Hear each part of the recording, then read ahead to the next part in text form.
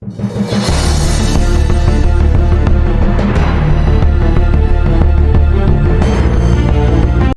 escalates global trade war with new tariff threats against Canada and oil suppliers to Cuba. Washington, D.C. President Donald Trump has dramatically expanded his administration's America First economic strategy, issuing a twin-pronged ultimatum on Thursday that targets the Canadian aerospace industry and any nation providing an oil lifeline to Cuba. The move signals a significant escalation in trade tensions, particularly with America's northern neighbor, and marks a renewed effort to economically isolate the communist government in Havana. The Canada Standoff, 50% tariffs on aircraft. In a move that sent shockwaves through the aerospace sector, President Trump threatened to impose a 50% tariff on all Canadian-made aircraft sold in the United States. The threat is a direct retaliation against Ottawa for what the White House claims is a refusal to certify jets manufactured by the Georgia-based Gulfstream Aerospace.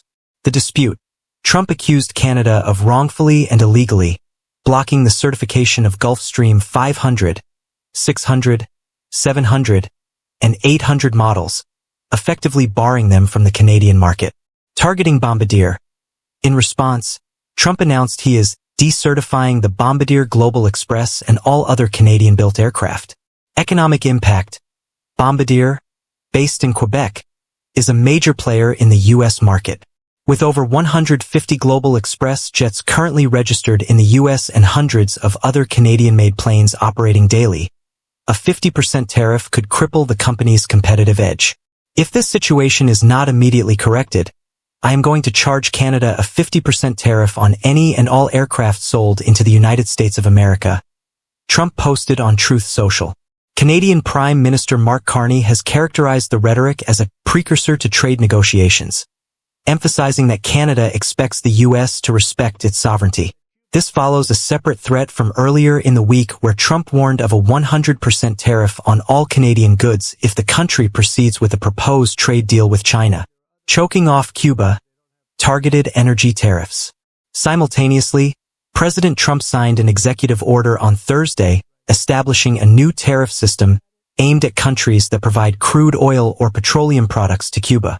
The order declares a national emergency, citing Cuba's malign influence and support for regional instability as an extraordinary threat to U.S. national security.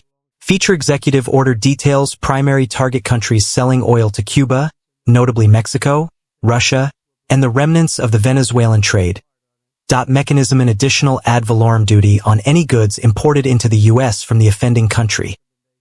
Key enforcers: Secretary of Commerce, to identify oil sales, and Secretary of State, to recommend duty rates. Effective date January 30, 2026. Export to sheets. Pressure on Mexico. The order places Mexican President Claudia Sheinbaum in a difficult position. Mexico's state-owned Pemex has recently shipped nearly 20,000 barrels per day to the island. While Sheinbaum and Trump recently held a cordial phone call to discuss bilateral issues, this order essentially forces Mexico to choose between its diplomatic solidarity with Cuba and its vital trade relationship with the U.S. Analysis: a high-stakes strategy. The administration's tactics appear to be a mixture of sector-specific protectionism, aerospace, and geopolitical pressure. Cuba.